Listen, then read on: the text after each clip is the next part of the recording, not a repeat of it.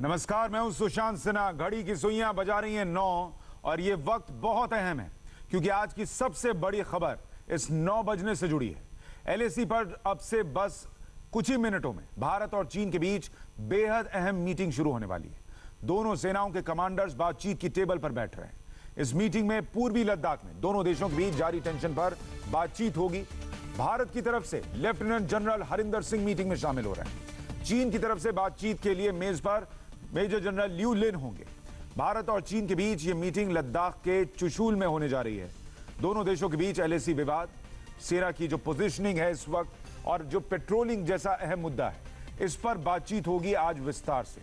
LAC के मुद्दे पर भारत ने जिस तरह से लगातार घेराबंदी की, उससे साफ है कि चीन अब बैकफुट पर है।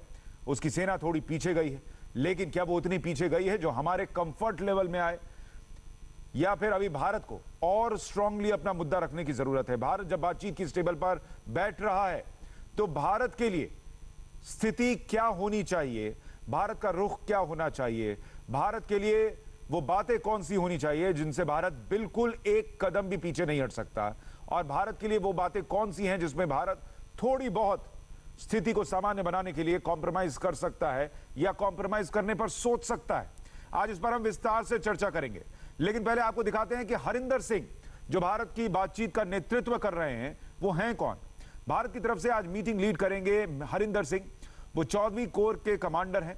लेफ्टिनेंट जनरल हरिंदर सिंह पिछले साल अक्टूबर में 14वीं कोर के कमांडर बने। पहले सेना मुख्यालय में डीजीएमआई के पद पर तैनात रह चुके हैं। 2010 में हरिंदर सिंह ने चीन पर रिसर्च पेपर लिखा। बॉर्डर पर दोनों देशों के बीच झड़प की आशंका उन्होंने जताई थी। अब आपको बताते हैं, चीन की तरफ से जो लियू लिन आ रहे हैं, उनकी तरफ से बातचीत का नेतृत्व करने के लिए लियू लिन कौन है?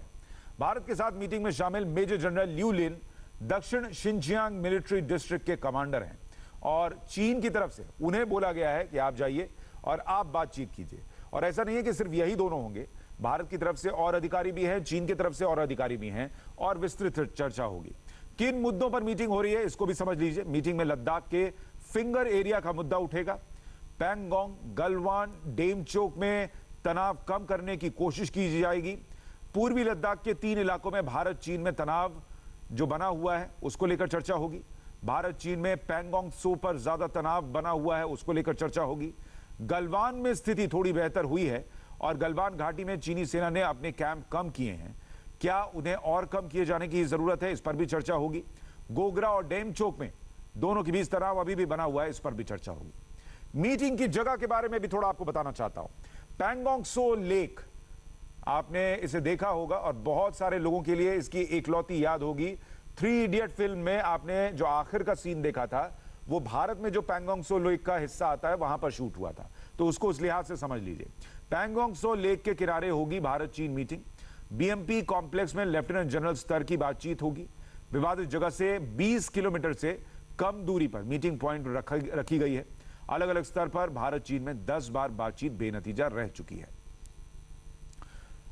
तो ये सारी डिटेल अब से, या कहिए कि अब हो सकता है बातचीत शुरू हो गई होगी, वहां पर जो कुछ भी है उसको लेकर हमने दे दी। लेकिन ये बातचीत किस दिशा में जाएगी, क्या भारत का रुख रहना चाहिए, और इस बातचीत में चीन जो कहे उस पर कितना भरोसा करना चाहिए, इस पर चर्चा करने के लिए हमारे साथ बड़े जनरल्स का पैनल है। हमारे साथ lieutenant general retired Abhay Krishna है, हमारे साथ लेफ्टिनेंट जनरल विनोद भाटिया जुड़ रहे हैं, BS Jaiswal, lieutenant general BS Jaiswal हमारे साथ हैं, और lieutenant general retired SL Narasimhan हमारे साथ हैं। आप सभी का बहुत बहुत स्वागत इंडिया टीवी पर। सबसे पहले जनरल कृष्णा, आज जब इस वक्त वहां पर चर्चा शुरू हो रही है, अगर आप वहां होते, मान लीजिए ये बातचीत आपके सामने हो रही होती, भारत के लिए कौन सी वो बातें हैं जो आपको लगता है बिल्कुल जिस पर कोई कॉम्प्रोमाइज नहीं हो सकता, वो आप रख रहे होते और जिन पर चर्चा आज हो रही होती?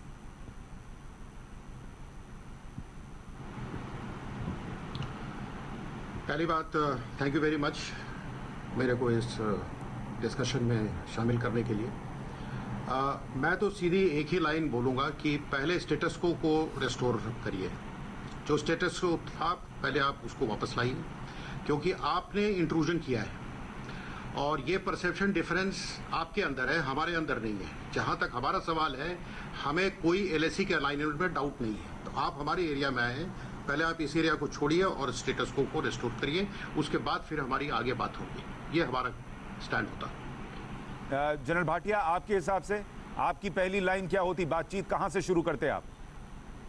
हम तो सब फौजी आदमी है, एक ही लाइन होती कि जो स्टेटस को है वो आप इंश्योर करिए, उसके बाद आगे हम बातचीत जो भी है उसका आगे करेंगे, वो डिप्लोमेटिक लेवल पे होगी। लेकिन स्टेटस को है जो पहले था वो कि वही जो लाइन है हमारी, हमें पता है, आपको भी पता है वो, और स्टेटस को मेंटेन करिए, उसके बाद आगे बातचीत होगी। ये बड़ा सिंपल सा हमारा स्टैंस होगा, रिस्पॉन्सिबल स्टैंस है ये, और यही स्टैंस रहेगा। देश के दो बड़े अनुभवी जनरल कह रहे हैं उनकी पहली लाइन यही होती है, स्टेटस को पे जाइए, उसके बाद आगे बातचीत होगी। दो और मेहमान हमारे साथ हैं। जनरल जायसवाल, आपके हिसाब से आप आज वहां पहली बात क्या कह रहे होते? बिल्कुल सही कहा, मैं सहमत हूं इस चीज से। सबसे पहले स्टार्ट पॉइंट है स्टेटस को एंटी, उसके बाद ही कोई बातचीत हो सकती है, और जो भी बातचीत होगी उसमें दो तीन चीजें बहुत ही जरूरी हैं। एक तो फर्मनेस विद कर्टसी, और दूसरा हमारी जो टेरिटरी है उसके ऊपर कोई भी कॉम्प्रोमाइज नहीं किया जाएगा, और जो एक्टिविटी हम अपनी टेरिटरी में कर रहे हैं उसके अंदर कोई भी दखलंदाजी चीन की तरफ से एक्सेप्ट नहीं होगी। ठीक है, हमारे साथ हमारे सहयोगी मनीष प्रसाद भी जुड़ गए। मनीष, मैं आपके पास आऊं उससे पहले जनरल नरसिम्हन का भी एक रिएक्शन ले लेता हूं। मुझे उम्मीद कम है कि वो कुछ इससे अलग सोच वाले होंगे, क्योंकि भारतीय फौज जो है वो बहुत अडिग रहती है अपनी बातों को लेकर। जनरल नरसिम्हन, आप भी यही कहते हैं, स्टेटस को और उसके बाद बातचीत होगी? ये आपको थोड़ा सा ये याद रखना होगा कि कल शाम को जो डिप्लोमेटिक लेवल पे जो बात हुई है बिटवीन जेएस ईस्ट एशिया और डीजी साउथ एशियन अफेयर्स, वहाँ पे जो पिचिंग में, वो बातचीत भी कल हो चुकी है। आज जमीन पे लेवल पे भी काफ़ी बातचीत हो चुकी है। आप जानते हैं कि लोकल लेवल कमांडर और मेजर लेवल टॉक्स ऑलरेडी हो चुके हैं। तो इस मीटिंग के लिए जो तैयारी है वो ऑलरेडी हो चुका होगा, और दोनों साइड जो हैं अपने पक्ष के जो कंसर्न्स हैं वो आमने सामने रखेंगे और उसके ऊपर हल किया जाएगा। मैं मेरे सीनियर कोलीग जो अभी मेरे से पहले बात किए थे उनसे मैं सहमत हूँ कि स्टेटस को एंटी जो है वो हमारा सबसे पहला मुद्दा होगा, और उसी के साथ साथ हमारा टेरिटरी के अंदर इंफ्रास्ट्रक्चर जो डेवलपमेंट है वो हम करते रहेंगे, उसी हिसाब से ये बातचीत होगी। देखिए, देश के चार बड़े जनरल एक लाइन में कह रहे हैं कि चीन से बातचीत जो अभी शुरू हो रही है उसमें स्टेटस को पर गए बिना बातचीत आगे नहीं बढ़ेगी। ये भारत का फर्म स्टैंड होना चाहिए। और स्टेटस को से मैं आपको मतलब समझा दूं, भारत और चीन के बीच एलएसी को लेकर जो बातें तय हैं, पहले आप वहां जाइए, उस स्थिति पर पहुंचिए, उसके बाद हम चर्चा कर सकते हैं कि क्या करना है क्या नहीं करना है। ये चारों जनरल कह रहे हैं। मनीष, हमारे सहयोगी हमारे साथ जुड़ गए। मनीष, क्या बातचीत वहां शुरू हो गई है? वहां से क्या खबर है आपके पास? देखिए, औपचारिक तौर पर 9 बजे का समय था जब दोनों ही जनरल्स एक साथ बैठकर ये बीपीएम हट मोल्डो का जो है वहां पर ये बातचीत शुरू होनी थी, और जो सोर्सेस हैं उनके मुताबिक ये बातचीत शुरू हो गई है, जिसमें lieutenant general Harinder Singh 14 core commander, साथ में ब्रिगेडियर ऑपरेशंस और ब्रिगेड कमांडर के साथ 2 इसमें चाइनीज इंटरप्रेटर कर्नल ऑपरेशन मौजूद हैं। कुल मिला के ये 8 से 9 सदस्य टीम है, और कुल मिला के जो भारत का डेलीगेशन है वो 15 सदस्य है। वहीं दूसरी तरफ मेजर जनरल लिu लिन, जो कि साउथ शिनजियांग मिलिट्री कमांड के हेड हैं, वो इसकी अगुवाई कर रहे हैं। उनके साथ भी चाइनीज इंटरप्रेटर्स और उनके जो सीनियर कर्नल्स हैं वो यहाँ पर मौजूद हैं। और सबसे बड़ी बात, जो सोर्सेज हैं आर्मी हेडक्वार्टर के और ऑन ग्राउंड जो ऑफिसर्स हैं उनके मुताबिक जो अगस्त 2020 में स्टेटस को था उसके बाद ही बात की जाएगी कि खासतौर पे जो अगस्त 2020 यानी 2020 अगस्त तक का जो स्टेटस को था, जिसमें चाइनीज पीएलए अपने फिंगर 8 की पोजीशन पे थी, वो उधर की तरफ जाए और उसके बाद ही आगे बात होगी। जो कंस्ट्रक्शन और साथ में जो स्ट्रक्चर मेंटेन किया गया, बनाया गया, उन सबको पूरी तरीके से खत्म किया जाए, रोका जाए, और फिर उसके बाद जो भारतीय पोस्ट थी खासतौर पे फिंगर 3 की तरफ, उधर से और फिंगर 4 और फिंगर 8 के बीच में जो कंडीशन थी वो बिल्कुल स्टैटिक और बिल्कुल वैसी ही की जाए। उसके बाद आगे चल के ये बात होगी। ये जो पूरा चैनमो का ये जो स्पर है, जिसपे फिंगर 1 से फिंगर 8 तक का 26 से 27 किलोमीटर का ये पूरा एरिया है, ये मेन कारण रहेगा इस पूरे बातचीत का, और आज यही बताया गया है। उसके साथ साथ 2 और पॉइंट्स हैं, जिसमें गोगरा पोस्ट और साथ में गलवान वैली है। वहां पे कंडीशन थोड़ी नॉर्मलाइज हुई है, पीछे चाइना हटा है, लेकिन उसके बावजूद सबसे बड़ा मेन एपिसेंटर जो होगा, जिसके लिए लगातार कहा जा रहा है कि अगस्त के स्टेटस को लेते हुए उस पर बात की जाएगी। वो पैंगोंग त्सो का फिंगर 4 से फिंगर 8 तक का पोजीशन है। कुल मिला के 826 किलोमीटर का line of actual control eastern Ladakh में आता है और इस समय इस डिस्कशन का एपिसेंटर यही होगा। उम्मीद ये की जा रही है कि मिलिट्री इस डायलॉग्स के बाद जो डिप्लोमेटिक चैनल है, जिस तरीके से जनरल नरसिम्हन ने भी बताया, और खासतौर पे जो डिप्लोमेटिक चैनल और डायलॉग्स हैं वो और एक्टिव होंगे और आने वाले दिनों में कुछ पॉजिटिव चीजें निकल के सामने आ सकती हैं। सुशांत जी, मनीष आप हमारे साथ बने रहिए, तमाम मेहमान भी हमारे साथ बने हुए हैं। जैसा मनीष बता रहे हैं कि अब लगभग वहां पर बातचीत शुरू हो गई होगी क्योंकि 9 बजे का वक्त मुकर्रर था। जनरल कृष्णा, एक बात बताइए, जब डोकलाम का विवाद हुआ, आप वहां पर इस विवाद को सुलझाने के लिए बातचीत में शामिल हुए थे। आपको पता है चीन से बातचीत के लिए जब भारतीय डेलीगेशन गया, चीन से डील करना, उनको समझाना या उनके सामने अपनी बातें मनवाना कितना मुश्किल या आसान होता है। आज जिस स्थिति में लद्दाख का मामला है, ये बातचीत कितनी मुश्किल रहने वाली है भारत के लिहाज से?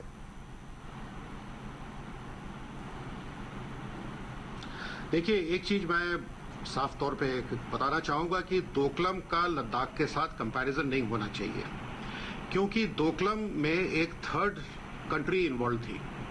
वो सिचुएशन यहाँ नहीं है। यहाँ पर ये मामला उनके और हमारे बीच में डायरेक्ट है। वो हमारे टेरिटरी में आ गए हैं। डोकलाम में वो भूटान के टेरिटरी में चले गए थे और ग्रेजुअली हमारे बॉर्डर की तरफ आने की कोशिश कर रहे थे। तो दोनों सिचुएशन अलग है, उसको अलग तरीके से हमको देखना होगा। यहाँ पर हमारे मन में कोई शक नहीं है कि वो हमारे एरिया के अंदर आए हैं और हमारा ये एरिया उनको छोड़ना पड़ेगा। और एक मैसेज हमको बहुत साफ साफ उनको आज देना पड़ेगा कि हम एक लंबे हॉल के लिए तैयार हैं। हमारी जो भारतीय सेना है, आप सभी जानते हैं कि सियाचिन जैसे टरेन में 20 से 22,000 फीट पर -50 डिग्री सेंटीग्रेड टेम्परेचर में 24 घंटे 365 साल बैठती है। तो हम यहाँ भी बैठने को तैयार हैं एक लॉन्ग हॉल के लिए।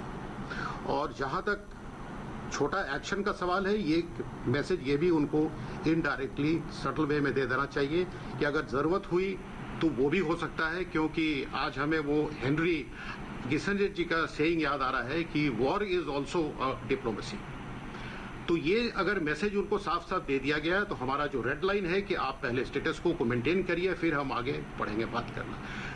मेरा जो उनके साथ एक्सपीरियंस है कि आपको अड़े रहना पड़ेगा और आपको अपनी बात उनके ऊपर डालते रहना पड़ेगा।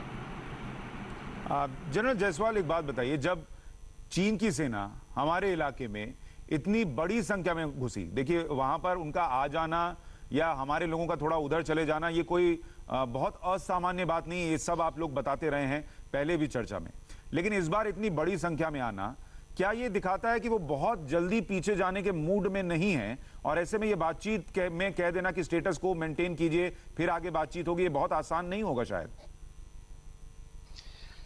चीन के बारे में कुछ कहना कि वो ये करेगा, मेरे ख्याल बड़ा ही मुश्किल है, क्योंकि चीन को कोई पहचान नहीं सकता कि क्या डिसीजन उनका है। दूसरी बात, ये जो फेस ऑफ हुआ है, इसमें एक मुख्तलिफ तौर पर एक बड़ी अजीब चीज हुई है। पहले फेस ऑफ होता था, उसके बाद चाइनीज जो ट्रुप्स बिल्डअप होते थे, हमारे बिल्डअप होते थे। इस बार चाइना ने पहले बिल्डअप किया है और उसके बाद करें, अगर हम इसका मायना निकालें तो उनका इंटेंशन जो है वो शायद लॉन्ग हॉल के लिए था। और इतनी तादाद में अभी तक लद्दाख के अंदर ट्रूप्स कभी भी नहीं आए हैं। तो मेरे ख्याल से जो है मिलिट्री लेवल के ऊपर हम उन्हें कन्विंस कर सकते हैं सिचुएशन डिफ्यूज करने के लिए, स्टेटस को एंटी, ट्रूप्स उनके चाहे वहां पे रहे अपनी तरफ, कोई बात नहीं, वो डिप्लोमेसी के थ्रू जो है, अल्टीमेटली डिप्लोमेटिक चैनल के जरिए ही ये सारा मैटर रिजॉल्व होगा, मिलिट्री तौर से नहीं। और मेरे हिसाब से जो है वो शायद पूरा विड्रॉ नहीं करें, वो वक्त चाहेंगे मिलिट्री टॉक्स और डिप्लोमेटिक टॉक्स के बीच में, ताकि कुछ कुशन उनके पास रहे जब वो डिप्लोमेटिक टॉक्स करते हैं। तो इसलिए पूरा विड्रॉल करें ना करें, लेकिन गलवान वैली में क्योंकि वहां पे डिफरेंस ऑफ परसेप्शन नहीं है, वहां पर एक ही लाइन है एलएसी की, और ये वैसे रैटिफाइड नहीं है नक्शे के ऊपर, ये अंडरस्टूड लाइन है। वो क्योंकि इस तरफ आए हैं तो ट्रांसग्रेशन नहीं है, वो इंट्रूजन है। उसके लिए हमें इंसिस्ट करना चाहिए कि इस इंट्रूजन को आप वापस करें और वापस जाएं। उस पर हमें फर्मनेस दिखानी पड़ेगी। ठीक है, हमारे बाकी मेहमानों के पास जाऊं उससे पहले मनीष एक बात बताइए कि बहुत सारे आर्टिकल्स इस बात को लेकर आ रहे हैं और सेना के सीनियर लोगों के आ रहे हैं। कुछ का ये कहना है कि चीन की फौज भारत के एक बड़े हिस्से में आ चुकी है, कुछ का ये कहना है कि नहीं, वो हिस्सा जो है उस पर अभी चर्चा की जा सकती है, भारत को अभी कोई समस्या वाली स्थिति नहीं है। भारत इसको कैसे मान रहा है? सुशांत, पहले मैं आपको ये बता दूं कि जब मैं पिछली बार आपसे बात कर रहा था अभी थोड़ी देर पहले, तो शायद अगस्त मैंने 2020 बोल दिया था। वो दरअसल स्टेटस को जो है वो अप्रैल 2020 तक का जो हालात थे, जिस कंडीशन में भारतीय सेना और चाइनीज पीएलए थी, दरअसल उसका जो स्टेटस को है, यानी उस समय की जो कंडीशन है उसके ऊपर बात होगी। दूसरी बात, जो ये पूरा चैंग चैनमो स्पर है जिसके ऊपर बात की जा रही है, जिसके ऊपर फिंगर 1 से लेकर फिंगर 8 तक की जो लोकेशन है, करीबन 27 किलोमीटर का पूरा रास्ता है। दरअसल इस पूरे एरिया में पेट्रोलिंग और जो कंस्ट्रक्शन तैयार किया गया है और 1993 तक से के पहले तक की जो पॉलिसीज हैं उसके आधार पर ही ये बात की जाएगी और ये बिल्कुल तय है। और इसीलिए अब से कुछ देर बाद लेफ्टिनेंट जनरल हरिंदर सिंह खुद वहां पे बीपीएम हर्ट मोल्डो में मौजूद होंगे। मैं खुद उस मोल्डो के हर्ट में भी गया था। अब रही बात ये पूरे इस जो इस सिचुएशन है उसको देखते हुए कि अंदर आए, बाहर गए या फिर प्रेशर बिल्डअप हुआ चाइना के ऊपर, बैकफुट पे आए, आप इसे इस तरीके से समझ लीजिए कि 826 किलोमीटर का जो line of actual control eastern Ladakh और लद्दाख एरिया में है, इस लद्दाख एरिया में 3 मेन पॉइंट हैं। पहला पॉइंट जो है वो है पेंगोंगसो का फिंगर 4 से लेकर फिंगर 8 तक का area.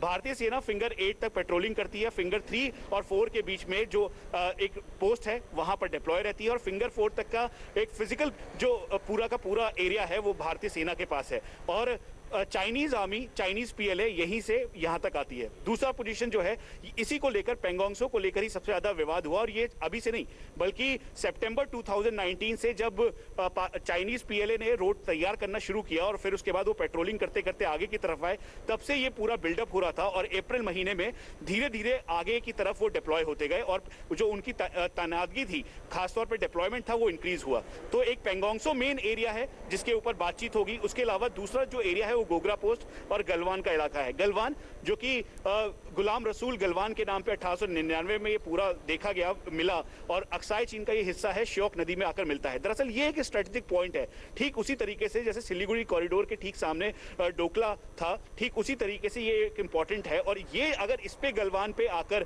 Patrolling point 14, patrolling point 15 या पेट्रोलिंग पॉइंट 17 पे चाइनीज पीएलए बैठते हैं, अपना एक्स्ट्रा डिप्लॉयमेंट करते हैं, टेंट लगाते हैं, जिस तरीके से सैटेलाइट इमेजेस आई, तो ये खासतौर पर डीएसडीबीओ रोड जो है 255 किलोमीटर की, उसके लिए एक बहुत ही स्ट्रेटेजिक एक गेन होगा। तो इसीलिए इन दो पोजीशन पे चाइनीज पीएलए पीछे हटे हैं। लेकिन जो मेन रीजन है बातचीत का वो है खासतौर पे पेंगोंगसो का ये पूरा एरिया, और यही इसी को देखते हुए अप्रैल 2020 का जो स्टेटस को है उसकी बात की जाएगी, और साथ में जो पॉलिसीज है 93 से पहले तक की, उसके बारे में जिक्र किया जाएगा कि कंस्ट्रक्शन, पेट्रोलिंग और खासतौर पे जो पॉलिसीज है उसके आधार पर चाइना पहले हो, फिर उसके बाद बात की जाएगी। तो इसीलिए आप ये कह लें कि चाइनीज पीएलए जो हैवी डिप्लॉयमेंट के साथ जो अपनी एक्सरसाइज कर रहे थे, वो गलवान और जो पेट्रोलिंग पॉइंट 14, 15, 17 का एरिया है उस पे पीछे गए, गोगरा पोस्ट पे पीछे गए, लेकिन मेन एपिसेंटर इस पूरे जो हाई लेवल कमांडर्स मीटिंग है उसका होगा तो होगा पेंगोंगसो ही होगा। ठीक है, इस पर हम विस्तार से चर्चा करेंगे। तमाम मेहमान हमारे साथ बने हुए हैं, वहां बातचीत शुरू हो गई है, लेकिन ये बातचीत किस दिशा में जाएगी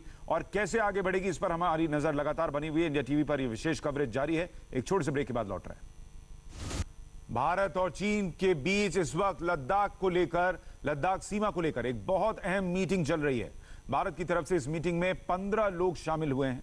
भारत फिंगर 4 और फिंगर 8 की पोजीशन पर बात करेगा। भारत की मांग है कि फिंगर 4 पर सिचुएशन नॉर्मल की जाए, साथ ही अप्रैल 2020 का स्टेटस को मेंटेन किया जाए, यानी अप्रैल 2020 तक दोनों देशों के बीच बॉर्डर पर जो स्थिति थी वही पहले आप स्टैब्लिश कीजिए, उसी जगह पर अपनी फौज को लेकर वापस जाइए, उसके बाद आगे को लेकर बातचीत हो सकती है। ये भारत इस मीटिंग में रखने जा रहा है। और हमारे साथ जो 4 जनरल मौजूद हैं उन्होंने भी यही बात कही थी कि भारत की बातचीत ही यहीं से शुरू होगी कि पहले जो स्टेटस को था यानी यथास्थिति पर जाइए और उसके बाद आगे हम चर्चा कर सकते हैं। जनरल भाटिया, अगर आप थोड़ा हमारे दर्शकों के लिए समझा सकें, ये फिंगर 4 और फिंगर 8 क्या है? देखिए पेंगोंगसो लेक है, सॉल्ट वाटर लेक है वहाँ हाई एल्टीट्यूड में। चाइना और इंडिया की बाउंड्री है। जो लाइन ऑफ एक्चुअल कंट्रोल है पेंगोंगसो लेक के थ्रू एंड थ्रू जाती है। कुछ हिस्सा उनके पास है, कुछ हिस्सा हमारे पास है। उसके नॉर्थ बैंक में 8 फिंगर है, फिंगर 1 से फिंगर 8 तक। और ये जो है कंटेस्टेड एरिया है। अधिकतर हमारे पेट्रोल जो फिंगर 8 तक जाते हैं हमेशा से, वो हमारी लाइन ऑफ एक्चुअल कंट्रोल की परसेप्शन है। उनके पेट्रोल जो है पहले फिंगर 1 तक आते थे, अभी फिंगर 3, 4 तक आते हैं। फिंगर 4 लगभग फिंगर 1 और 8 के बीच में पड़ती है। इसकी इंपॉर्टेंस इसलिए भी है क्योंकि यहाँ पर एक रोड है जो चाइना ने बनाई फिंगर 4 तक, और हमारी रोड भी वहां तक कनेक्ट करती है। लेकिन जो मेन इसकी इंपॉर्टेंस जो है ऑपरेशनल लेवल पे और लेवल पे ये है कि जो लाइन ऑफ एक्चुअल कंट्रोल जो बाउंड्री जो क्लेम किया है वो बनेगा, उसमें पेंगोंगसो लेक भी नीचे जाएगा साउथ बैंक तक, वही लाइन चलेगी आगे की।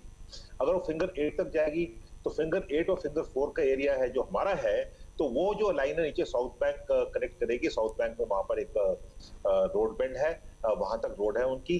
फिंगर 8 के बिल्कुल साउथ पे बैंक में पड़ता है।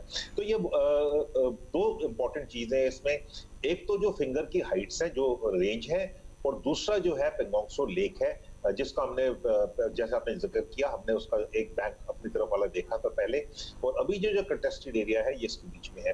लेकिन ये बताने में ये कहना चाहूंगा, जो इस बारी जो अलग चीज है वो ये है कि साइमल्टेनियस इनकर्शंस हैं। एक जगह नहीं है, 2 जगह है, ये 3 जगह है। ये साइमल्टेनियस है, स्कोप ज्यादा है, इनकी इंटेंसिटी ज्यादा है, इनकी डेप्थ ज्यादा है।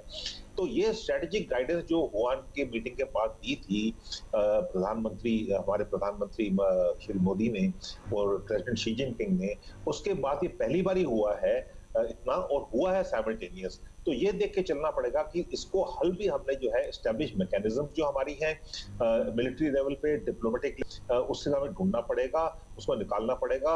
और साथ साथ अभी की जो इश्यूज को सॉल्व करने के बाद हमको आगे देखना पड़ेगा, क्योंकि हमारी जो एस्टेब्लिश मैकेनिज्म अभी तक हमेशा ठीक रही है, लेकिन जैसे जैसे हमारा इंफ्रास्ट्रक्चर बढ़ेगा, हमारी ताकत वहां बढ़ेगी, वैसे वैसे ये फेस ऑफ बढ़ते रहेंगे। और हर बार जरूरी नहीं है कि हम इसको पॉलिटिकल लेवल में सॉल्व करें, इसको मिलिट्री डिप्लोमेटिक लेवल पे सॉल्यूशन ढूंढनी पड़ेगी। जनरल नरसिम्हन, एक इसमें जो जनरल भाटिया कह रहे हैं कि एक तो संख्या ज्यादा है इस बार जो लोग चीन के सैनिक अंदर आए, दूसरा एक साथ कई जगहों पर आए, ये पहले से थोड़ा अलग है। अगर चीन ये पहले से अलग चीजें कर रहा है तो कुछ तो सोच के कर रहा होगा सर, ये तो सोच के नहीं कर रहा होगा कि एक दिन अचानक लेफ्टिनेंट जनरल स्तर की बातचीत होगी, भारत कहेगा स्टेटस को मेंटेन कीजिए और हम फिर पीछे चले जाएंगे। मैं इसलिए आपको पहले भी बताया था कि ये जो मीटिंग अभी हुई है इसकी तैयारी आगे से हो रही है, पहले से ही हो रही है। इसलिए मैं ये समझता हूं कि जो हम बातचीत सामने रखेंगे और वो लोग बातचीत सामने रखेंगे, इसका दोनों तरफ में उसका अंदाजा होगा कि क्या क्या पॉइंट आ सकते हैं। तो ये आमने सामने रखने के बाद में इसके ऊपर निर्णय लिया जाएगा। लेकिन मैं ये मानता हूं कि ये सिर्फ लद्दाख की विवाद के साथ साथ बाकी जगह पर भी जो हादसे हुई हैं उनके बाद में भी बात हो सकती है, वो भी ध्यान में रखना चाहिए कि उन जगह को भी हम भूलना नहीं चाहिए। तो हर जगह की बात हो सकती है, लेकिन ये वेट करके देखना पड़ेगा कि ये मीटिंग का जो रिजल्ट है कैसे आता है, उसका परिणाम कैसे आता है, उसको हम वेट करके देखना पड़ेगा। उम्मीद है कि थोड़ा पॉजिटिव मूवमेंट इस बार हो सकता है। जनरल कृष्णा, आप ये पढ़ पाने की स्थिति में हैं कि चीन ने ये जो एक साथ कई जगह पर जाना, बड़ी संख्या में जाना, ये किस मकसद से किया है और आज वो मीटिंग से क्या चाहेगा? भारत की तो हम बात कर रहे हैं, चीन इस मीटिंग से क्या चाह रहा होगा?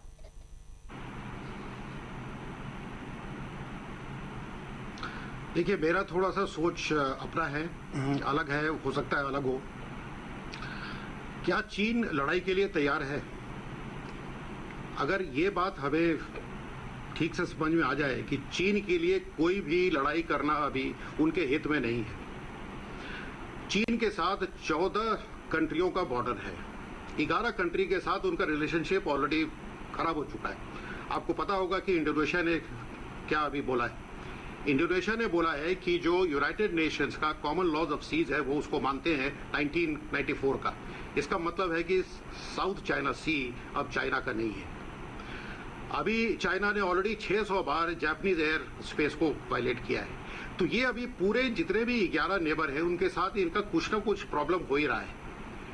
वो हमारे बिहार में बोलते हैं, कहावत है वहां पर, खिसियाई बिल्ली खंबा नोचे। इसका मतलब यह है कि बिल्ली अगर कॉर्नर हो जाती है, कहीं फ्रस्ट्रेट हो जाती है, तो जो भी नजदीक उसको मिलता है खंबा उसको नोचने लगती है। तो ये जो हरकत ये अभी चाइना इंडिया के साथ कर रहा है, ये भी कॉर्नर होने के बाद ही किया है, क्योंकि कई जगह वो कॉर्नर हो गए हैं, चाहे वो हांगकांग हो, ताइवान हो, WHO हो, वो हर जगह कॉर्नर हो रहे हैं। तो और उनका यूएस के साथ भी चल रहा है प्रॉब्लम। अभी उन्होंने ग्लोबल टाइम्स के माध्यम से हमें ये बताने की कोशिश की कि हम उनके और यूएस के मामले में हम बीच में नहीं आए। तो ये सब एक प्रेशर डालने का टैक्टिक्स उन्होंने अपनाया है। लेकिन हम अगर इस बात को ठीक से समझते हैं तो उनको ये बता देना होगा हमको साफ साफ टेबल पर कि वॉर भी एक डिप्लोमेसी का हिस्सा है, लेकिन हम प्रेफर करेंगे टेबल पर पहले बात करने की। और ये बात तभी शुरू होगी जब आप स्टेटस को रेस्टोर करिए, उसके बाद हम आपकी बात सुनेंगे। तो ये कोई आज के बातचीत के बाद कोई हल नहीं आने वाला है, ये सबको पता है, बट ये एक अच्छी शुरुआत हो गई है। और ये शुरुआत में अगर हमने ठीक से आगे इसको बढ़ाया अपने डिटर्मिनेशन के साथ कि हम लॉन्ग हॉल के लिए तैयार हैं, और जैसा पहले मैंने आपको बोला कि भारतीय सेना की स्टेमिना का कोई लिमिट नहीं है, क्योंकि वो हमने दिखा दिया है सियाचिन में बैठ करके 365 दिन। तो हम यहाँ भी बैठने के लिए और उनको घेर करके बैठने के लिए हम तैयार है। ये मैसेज उनको साफ साफ दे देना होगा, तभी हो सकता है कि शायद वो दूसरे मुद्दों पर फिर हमारे साथ वो बातचीत करने के लिए। जनरल जायसवाल, अगर खिसियानी बिल्ली वाकई खंबा नोच रही है तो क्या उसने मन भर खंबा नोच लिया और वो वापस दुम दबाकर चली जाएगी? क्योंकि उसको अपने लोगों को ये तो दिखाना होगा कि मैं बिल्ली नहीं, मैं ड्रैगन हूं। और अगर वो वैसे वापस जाएगी तो क्या उसके लिए, अपनी सरकार के लिए वहां के लोगों के बीच एक फजीहत होगी? इसलिए चीन को भी बहुत उहापोह की स्थिति में हो गया वो, जब इस बातचीत में बैठेगा कि क्या वो यहां से लेकर जाए अगर वापस जाने ही वाला है तो। जनरल अभय साहब ने दो बड़ी अहमियत वाली चीज बताई है। एक तो war is also a form of diplomacy, और दूसरा जो है ये बिल्ली वाला, ये एक फिल्म भी बनी थी 2015 में, द वुल्फ वॉरियर। ये जो एक्शन है चाइना का, ये वुल्फ वॉरियर का बताया जा रहा, जहां की चाइनीज ट्रुप्स जो है प्रेशर में आके दूसरे जो नेबरिंग कंट्रीज हैं, नेबरिंग ट्रुप्स हैं, उनको वो सॉर्ट आउट करते हैं। देखिए, वॉर जैसे इन्होंने बिहार के बारे में कहा, मैं अपनी तरफ से कहूंगा पंजाब में कहते हैं पट ठोर के लड़ाई नहीं होती है कि you don't pat your thigh and start a war. It's a long drawn haul, बहुत लंबा उसके अंदर होता है। और इस वक्त जो है, अगर आप चाइना ड्रीम को स्टडी करें जो जी ने दिया था, पहली चीज थी to make the nation wealthy, वो इस वक्त उसके इकोनॉमिक्स डाउन है। सेकंड, उसने कहा था regional conflicts to be resolve through diplomacy. तीसरा जो था मेक द नेशन स्ट्रॉन्ग, उसी के साथ में उसका था rejuvenation of the nation to regain territories lost during weaker moments. इस वक्त ये जो ड्रीम के अंदर जो उसकी जो एसेंशियल इंग्रेडिएंट्स थी, वो बिल्कुल भी उनको इजाजत नहीं देती है कि वो skirmish, total war is out of question. Skirmish also is not in the interest दोनों कंट्रीज के लिए। सो ये जो है दुम दबा के पीछे जाना, और ये जो है नहीं, वो अपनी पोजीशन जरूर स्टेट करेगा। वो मेरे हिसाब से कोई ना कोई कंसेशन जरूर मांगेगा। वो क्या कंसेशन मांगता है चीन के बारे में कोई कुछ नहीं कह सकता। और एक चीज और, चीन सुनजू को बहुत मानता है। वो हमेशा ये कहता है विन ऑल विदाउट फाइटिंग। उसके पास दूसरे हथियार, काइनेटिक हथियार के अलावा बहुत सारे हैं। साइबर अटैक, अगर छोटा सा साइबर अटैक किसी और कंट्री में जाके वो इंडिया पे करते हैं तो हमारी इकोनॉमिक हालत जो खराब हो सकती है। दूसरी बात, वो कहता है आपने कोट पहना हुआ है, उसके पीछे छुरा छुपा के रखो, disarm the enemy with a smile और जब वो डिसआर्म हो जाता है उससे स्टैब करो। यही हुआ था 62 में, हिंदी चीनी भाई भाई, हिंदी चीनी भाई भाई। इसीलिए मैं बार बार कह रहा हूं, चीन के एक्शंस को कोई भी लेजिस्लेट नहीं कर सकता है। क्या करेगा वो गेसेस हैं सिर्फ। और लेकिन जैसे मिस्टर आइनर है, इनके जो स्पोक्स पर्सन है चाइना के, उन्होंने एक लफ्ज जरूर कहा है कि China wants peace to prevail between the two countries. So मुद्दा यही है कि अल्टीमेटली सेटल तो वही उसी स्टेट के ऊपर होगा। कौन अपना पैर ऊपर रखता है, कौन नीचे रखता है, सर, ये बाद में इवेंट्स हैं, उससे पता चलेगा। देखिए, पीस जो देश हाँ। चाहेगा वो इतनी बड़ी संख्या में फौज लेकर वहां पहुंचे और उसके बाद अलग अलग जगहों से घुसे, तो उसके दिमाग में पीस तो चलिए ठीक है, हालात नहीं है उसके ये जंग करने के जैसा आप लोग कह रहे हैं, लेकिन उसके दिमाग में कुछ तो चल रहा है। और वो दिमाग मेरे ख्याल से जो हमारा डेलीगेशन गया है वो जरूर पढ़ रहा होगा जब ये बातचीत हो रही होगी। और जो पीछे छुरा छुपाने वाली बात आप कह रहे हैं वो भी भारतीय डेलीगेशन के दिमाग में जरूर होगी कि ये जो कह रहे हैं और जो चाह रहे हैं उसका फर्क वो समझ सके। मनीष, एक बात बताइए कि भारत अपने तरफ से इस बातचीत में क्या गोल सेट करके गया है? देखिए, सबसे बड़ी बात जो है वो मैं फिर से आपको बता दूं कि ये 826 किलोमीटर की जो लाइन ऑफ एक्चुअल कंट्रोल इस समय लद्दाख रीजन में ना कुल मिला के 3488 किलोमीटर की लाइन ऑफ एक्चुअल कंट्रोल है, जो कि 4 राज्य और एक यूटी से जाती है। लेकिन 826 किलोमीटर इस समय सबसे ज्यादा इंपॉर्टेंट और अहम है। और यही वजह है कि जब कोर कमांडर लेवल की मीटिंग ये हुई, करीबन 4 बार ब्रिगेड कमांडर और 3 बार मेजर जनरल रैंक ऑफिसर्स की जब मीटिंग हुई, जब वो पूरी तरीके से एक तरीके से उसका आउटकम नहीं निकला, तो आप ये समझ लीजिए कि पॉजिटिव नोट पे पहला मौका है जब लेफ्टिनेंट जनरल रैंक ऑफिसर्स की ये मीटिंग हो रही है। और इस मीटिंग में लेफ्टिनेंट जनरल हरिंदर सिंह है, तो वहीं दूसरी तरफ साउथ शिनजियांग मिलिट्री कमांड के जो हेड हैं, कमांडर हैं, मेजर जनरल लियू लिन, वो यहाँ पे मौजूद हैं। अब सबसे बड़ा मुद्दा इसमें पूरे ये था कि अप्रैल 2020 का जो स्टेटस को है उसको मेंटेन करवाना था सबसे पहले, उसके बाद ही बाकी सारी बात की जाएगी। जो आर्मी हेडक्वार्टर में सीनियर ऑफिशियल्स हैं, मिलिट्री ऑपरेशंस में हैं और जो खासतौर पे ऑन ग्राउंड ऑफिसर्स हैं, उनके द्वारा ये बताया गया कि पहले तो आप अप्रैल 2020 के स्टेटस को पे जाइए, यानी जो पोजीशन पे आप पहले थे वहां जाइए। 1993 तक की जो पॉलिसीज और साथ में जो डायरेक्शंस हैं, जो नियम है, ट्रीटीज हैं, उन सब का पालन करते हुए आप पीछे की तरफ होइए और फिर उसके बाद बात की जाएगी। खासतौर पे जो ये पूरा स्पर है, जो चेंग चेनमो, ये जो पूरा पहाड़ जिसे कहते हैं, जिसके में पैंगोंग नदी बनी हुई है, और 26 किलो से 27 किलोमीटर का जो पूरा रीजन है, जिसमें फिंगर 1, फिंगर 2 से लेकर फिंगर 8 तक की पोजीशन है, वहां पे फिंगर 4 के बाद जो चाइना का डेवलपमेंट है, जहां पे चाइनीज डेप्लॉयमेंट और साथ में जो चाइनीज कंस्ट्रक्शन है, उसके अलावा जो चाइनीज पिट बना रहे थे, दरअसल इन सबको आप पीछे कीजिए और इन सबको बंद कीजिए और उसके बाद ही आगे बात होगी। तो ये एक बिल्कुल क्लैरिटी है। उसके बाद अब इसको जोड़ते हुए देखा जाए तो गलवान है और साथ में गोगरा पोस्ट है। गलवान जो सोर्सेज हैं उनके मुताबिक गलवान जो नाला है, खासतौर पे जो श्योक की तरफ आता है, दरअसल वो पीछे की तरफ चाइना हुआ है, करीबन 100 से 150 मीटर पीछे की तरफ हुआ है, और यही पोजीशन पेट्रोलिंग पॉइंट 14, 15, 17 है। तो यानी 2 पोजीशन गोगरा पोस्ट और साथ में गलवान में इस समय कंफर्टेबल पोजीशन पे है भारतीय सेना और चाइनीज पीएलए। भारतीय सेना इंटैक्ट है, डिप्लॉयमेंट ह्यूज है, और उसके साथ जो चाइनीज पीएलए है वो पीछे की तरफ है। लेकिन सबसे इंपॉर्टेंट फिर से पैंगोंग सो है, और यही समझ लीजिए कि इसकी गंभीरता इस बात की है कि लेफ्टिनेंट जनरल हरिंदर सिंह खुद यहां पर होंगे और इसके बारे में बात करेंगे और पूरी गंभीरता के साथ बात की जाएगी। और इसीलिए डिप्लोमेटिक चैनल्स को भी ऑन किया गया। अगर आप ये समझते हैं कि आज ही आउटकम निकल जाएगा और फेस ऑफ बिल्कुल डाइल्यूट होते हुए दोनों सेनाएं पीछे चली जाएंगी, तो ये कहना थोड़ा जल्दबाजी होगी। लेकिन ये जरूर है कि जिस तरीके से प्रेशर बना है, रक्षा मंत्री राजनाथ सिंह जापान से बात कर रहे हैं, ऑस्ट्रेलिया से बात कर रहे हैं, यूएस से बातचीत हो रही है, उसके अलावा इटली और जितने भी इन्वेस्टमेंट जिन्होंने चीन में कर रखा है उन लोगों से भी बात की जा रही है अलग अलग लेवल पे। और उसके अलावा जो यूएस का प्रधानमंत्री मोदी से बात करना था, तो ये भी एक गंभीरता का प्रेशर बिल्डअप करता है चीन के ऊपर, और यही वजह है कि वो चीन बिल्कुल राजी हुआ। और जो कल एक एमईए लेवल, जो जेएस लेवल की और साथ में वहाँ के डीजी एमईए थे, उनकी जो मीटिंग हुई वो इसको सिंबलाइज भी करती है और बताती भी है। मैं एक बार फिर से बोलूंगा सुशांत, जो एक्सपर्ट्स भी बता रहे हैं और खासतौर पर जो मेन मुद्दा है वो अप्रैल 2020 के स्टेटस को मेंटेन करना ही है। सबसे पहले वहां पर जाइए, उसके बाद बात होगी, क्योंकि वो बहुत ही गंभीर है, क्योंकि चीन पैंगोंगसो में फिंगर 8 से आगे की तरफ आया, और यही इस बात की गंभीरता भी बताता है। ठीक है, एक बात देखिए, आप भी कह रहे हैं, बाकी मेहमान भी कह रहे हैं कि आज की इस इकलौती बातचीत में ही सारा सोल्यूशन निकल जाएगा। इसकी गुंजाइश न के बराबर है, बहुत कम है।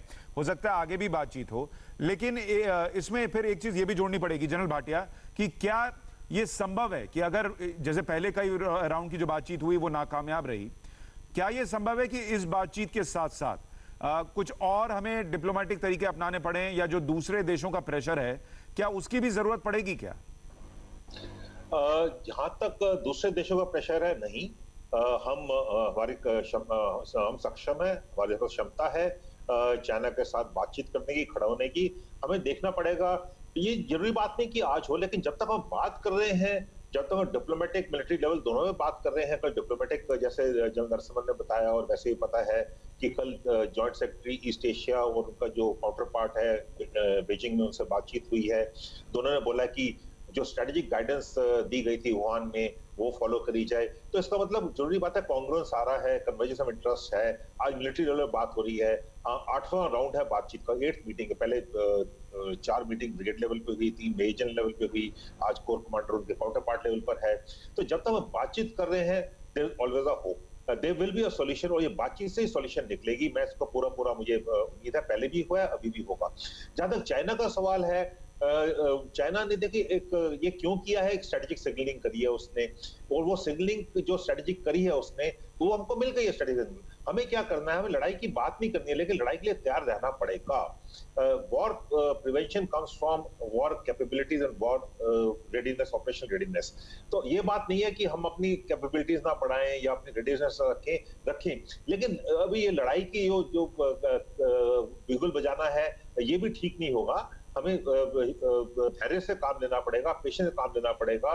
हम वहां पर काबिलियत रखते हैं अगले 1 महीना, 2 महीने, 3 महीने, साल तक वहां बैठने की, और उसके बाद फिर इसको रिजॉल्व करने की। पहले भी देखिए, अगर 86 यानी एक मैसेज बहुत क्लियर देना होगा सर, जो आप सभी कह रहे हैं कि एक तो हम स्टेटस को से कम में मानने वाले नहीं, दूसरा एक बहुत फर्म मैसेज ये देना होगा कि हम भी तैयार हैं, बैठो, तुम भी कितनी देर बैठते हो, हम भी देखते हैं, हम भी बैठने के लिए तैयार हैं, हम भी पीछे जाने को तैयार नहीं है। तो ये भी बहुत फॉर्मली उनको बता देना होगा। एक छोटे से ब्रेक के बाद भी इस चर्चा में हम लौट रहे हैं सर, हम इस बड़ी खबर पर बने हुए हैं।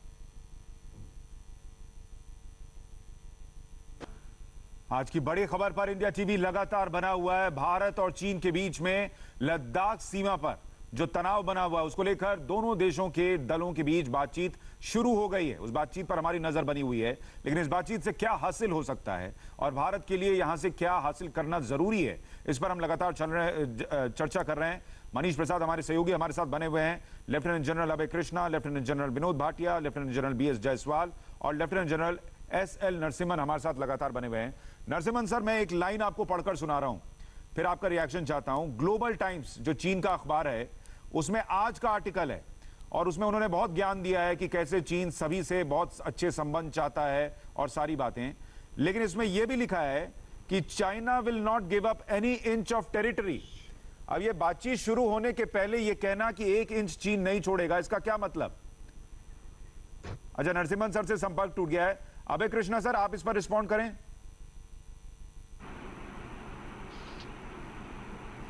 ये एक प्रोपेगेंडा है ये, जैसा मैंने बोला था कि ग्लोबल टाइम्स एक इंग्लिश मीडियम, उनका एक न्यूज़ मीडियम है, और ये इंग्लिश लैंग्वेज मीडियम जो है वो किसके लिए, वो उनके अपने जनता के लिए नहीं है, क्योंकि चाइना में तो इंग्लिश बोलने वाले बहुत ही कम लोग हैं। तो ये बेसिकली हमारे को टारगेट करने के लिए ये मीडियम इस्तेमाल करते हैं वो। तो एक मैसेज वो दे रहे हैं प्रेशर डालने के लिए। मैं एक बात यहाँ पर बहुत एम्फेसिस के साथ कहना चाहूँगा कि डोकलाम के समय मेरा एक्सपीरियंस ये है कि खुद हमारे अंदर, यहाँ देश के अंदर कुछ लोग ऐसे हैं जो कि काफ़ी नेगेटिव बोलना और लिखना शुरू कर देते हैं और अपने ही सरकार को टारगेट करना स्टार्ट कर देते हैं। नाउ इससे भी एक प्रेशर बनता है क्योंकि लोगों के मन में एक अविश्वास पैदा होने लगता है। इस बार आपने देखा होगा कि ऐसा ज़्यादा कुछ हुआ नहीं है। कुछ आर्टिकल्स आई हैं, कुछ लोगों ने कुछ सोशल मीडिया पर कुछ बोला है गवर्नमेंट के अगेंस्ट में, हमारी अपनी खुद की गवर्नमेंट के अगेंस्ट में। तो ऐसे लोग को जरा समझना चाहिए कि अगर आप इस तरह से कर रहे हैं तो आप देश के हित में नहीं कर रहे हैं, आप उनको ही बढ़ावा दे रहे हैं। सर, लेकिन मैं इस पर थोड़ी और चर्चा करूंगा। एक छोटा सा ब्रेक लेना पड़ रहा है, एक ब्रेक ले रुकना पड़ रहा है सर, माफी मांग रहा हूं आपसे। जल्द लौट रहे हैं इस ब्रेक के बाद भी, इस पर बड़ी चर्चा हमारी जारी है।